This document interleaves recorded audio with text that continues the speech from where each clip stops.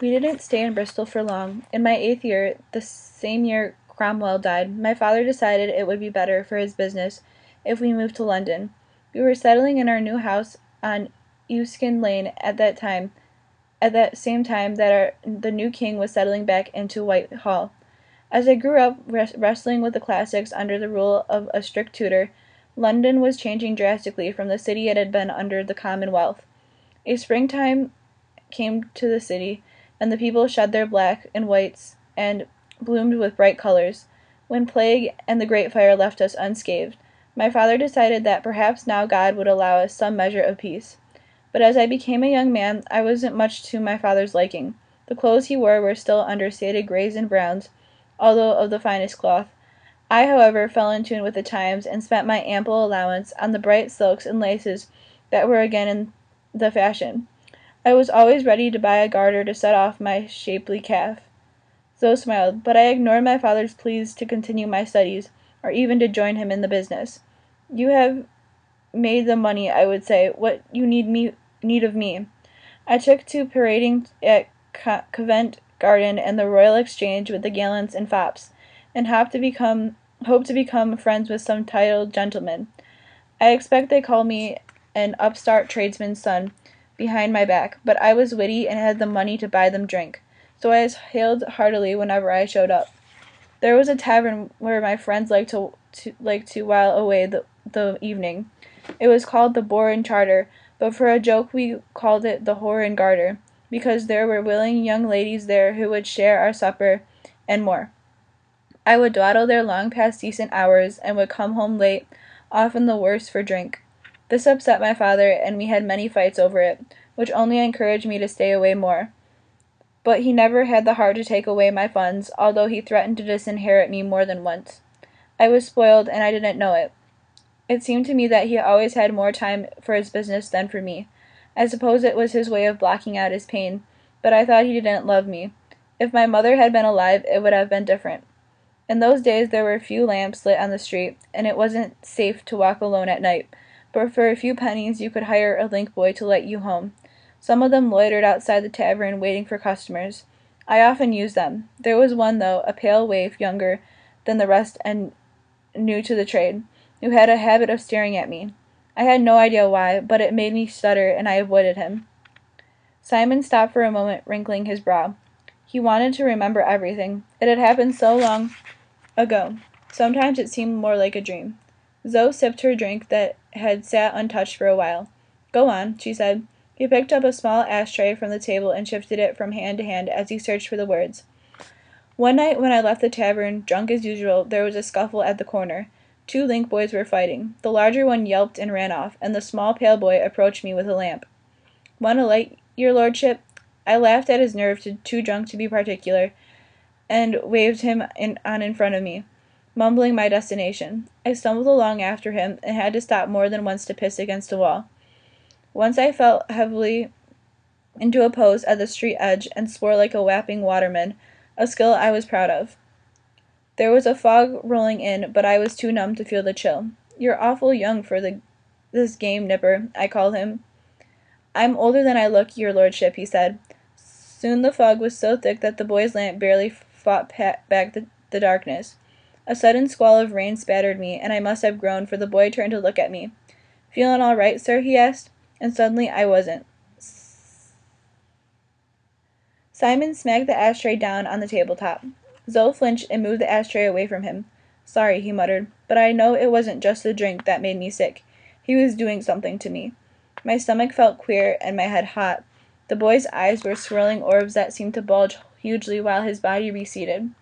I tore my gaze from him and looked about me. I wasn't sure where we were. You're ill, sir, he said.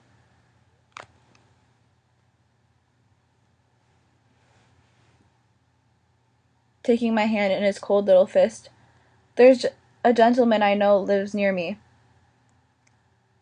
He'll take you in. He began to lead me, and I followed, wishing more than anything to lie down. Where are we? I asked, but when we were at a door and the waif was knocking, he stared at me intently while we waited for an answer, and I began to sway. I remember vaguely the door opening, the boy whispering to a night-capped maid, then burly arms around me. Someone must have put me to bed, for all I remember then is the nightmare. I was spinning. There was something buzzing around my head, a giant fly. I kept on hitting at it, but it wouldn't go away. It kept on brushing at my face with black whiskers biting at me, and it smelled like carrion. I woke several times to find myself in a bedchamber with a terrible itching about my neck and shoulders, but I felt so weak. I could never keep my eyes open. One time there was a man beside my bed. He was dark and handsome, like our king, with a black mustache and a long curling wig. Yet he had the palest face.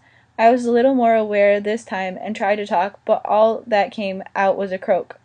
"Calm, calm," he said, in a voice strangely soothing, despite its guttural tone.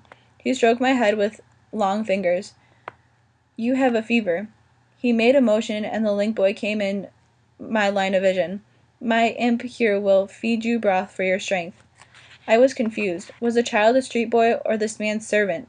But my eagerness for the broth wiped away my questions, and I slobbered like an infant. The soup loosened my throat. "My father," I was finally able to ask. "We have sent a message," the man said. "You gave the boy your address, remember?" "How he will come when he can." I didn't remember, but neither did I think my father would rush to be by my side. They must have seen the look of derision on my face. "A man's business can't always wait," the man said, and left the room as if taking his own advice. I noticed blood on the sheet. "You were scratching yourself in your delirium," the boy said, following my eyes. "I almost bound your hands." I would have asked for my clothes, but I was suddenly overcome with drowsiness again, and fell into another fitful sleep. I don't know how long I was there, but it must have been days. The dreams plagued me, but the boy was always there when I woke. One time I saw the man come in and curse, as if taken by surprise. He cuffed the boy and sent broth splattering across the room. Before I lost consciousness, I heard him say, "No more soup," but I took that for a dream also, because the boy came often to feed me, and when he did I felt stronger. Simon took Zoe's hand and held them as if belief were something he could send her through his fingertips. Then one night I briefly broke through the dreams. His grip tightened as he talked, and I found myself clutched to the breast of my elegant host.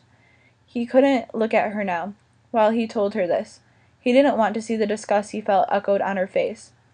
There was sharp pain at my throat where his head lay. I started to struggle and to make noise, even then misinterpreting his actions. My young manhood offended. He pulled away and hit me. He looked furious. It wasn't the look of a sane man. His face was flushed, his eyes were red, and blood smeared his mouth. Then he saw the fear in me, and his lips drew back in a delighted snarl. They revealed dripping yellowed fangs. Zoe pulled her hands from Simon with a squeak of protest and rubbed her fingers. Simon glanced in surprise at his own hands, yet continued speaking. "Perhaps I was too enthusiastic the night," the man said, his finger turning to amusement.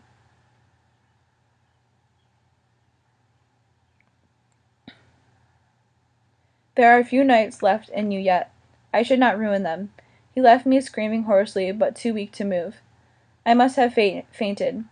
I awoke to find the boy there beside me. I cringed away. "The soup will return your strength for only so long," he said matter-of-factly, "and that time has passed. If you wish to escape my master, then further actions are necessary."